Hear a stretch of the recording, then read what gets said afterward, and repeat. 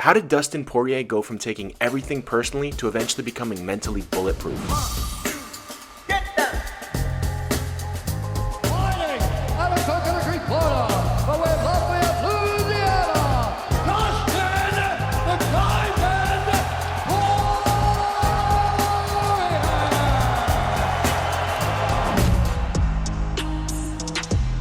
In the beginning of his career, he was very susceptible to trash talk, hate from fans, and the extreme ups and downs of the journey of being a professional MMA fighter.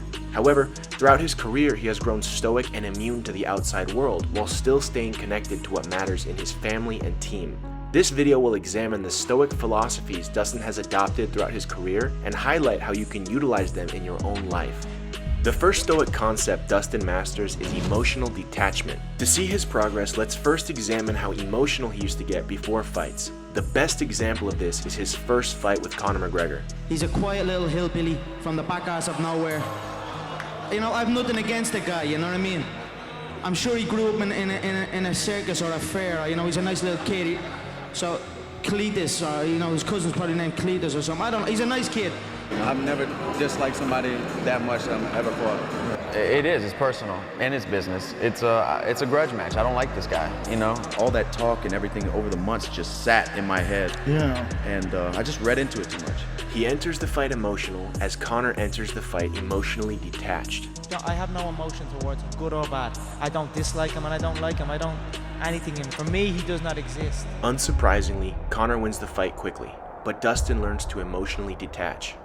Look, don't fight the person, you know. Don't in your mental leading up. A lot of times I would find myself like being angry at him or thinking about him. I'm not fighting him who he is. I'm fighting his style of fighting and what he does in the cage. So you're not fighting, you know, all the talk and all that stuff. You know, it'd be a different show if I could do it again.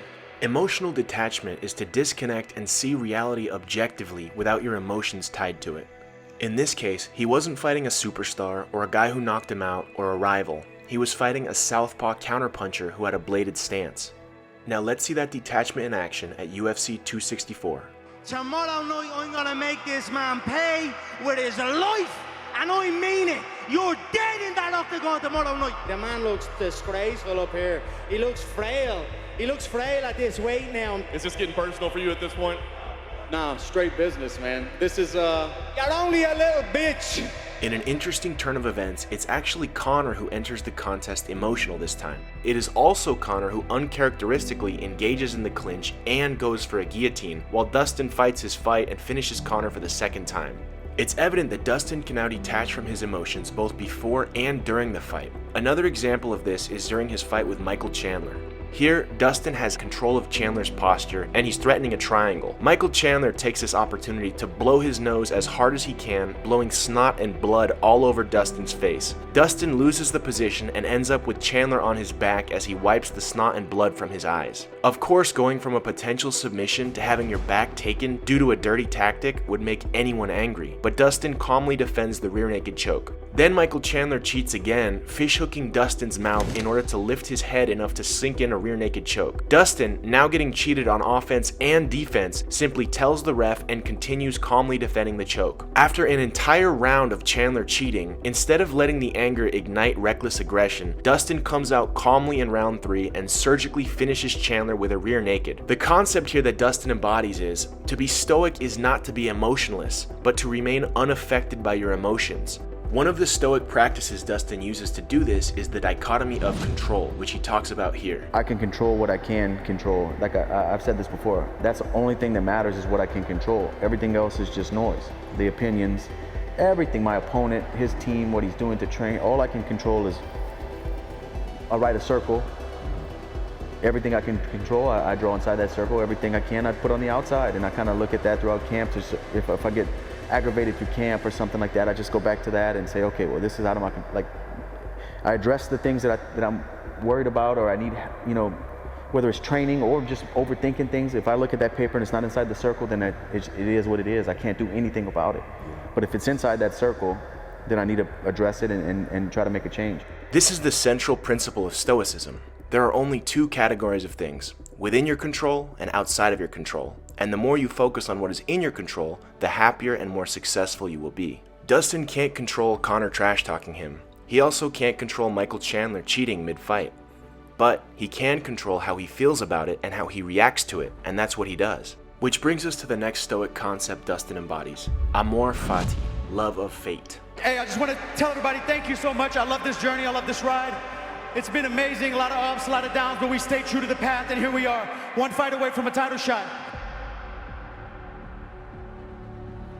Marcus Aurelius said, "Love the hand that fate deals you and play it as your own." Thomas Edison is a good example of this. When his factory burned down, he lost his life's work, but he told his son to grab his mother as she would never see a fire like this again. He saw the fire as an opportunity to rebuild something entirely new, as he'd gotten complacent, and that next year was one of the most creative and profitable years of his life. The truth is, shit is gonna happen. The Stoics believed in not just accepting it, but embracing it as something good. Jocko Willink says it best here. When things are going bad, there's gonna be some good that's gonna come from it. Didn't get the new high-speed gear we wanted? Good. Didn't get promoted? Good. You can choose to see difficulties as a setback or an opportunity, and Dustin sees them as opportunities. He embraces the loss to Conor as a learning lesson in emotional detachment and ends up finishing Conor twice at 155 with this lesson learned. He also embraces the losses to Khabib and Oliveira as learning lessons to work on his grappling defense. Because he couldn't seem to get the arm under the neck.